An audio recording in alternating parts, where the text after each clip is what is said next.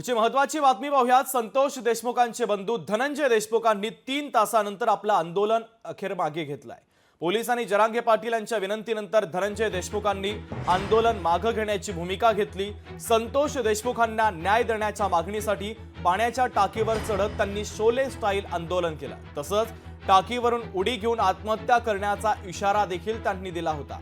दरम्यान मराठा आंदोलक मनोज जरांगे पाटील यांनी केलेल्या मनधरणीला यश आलंय।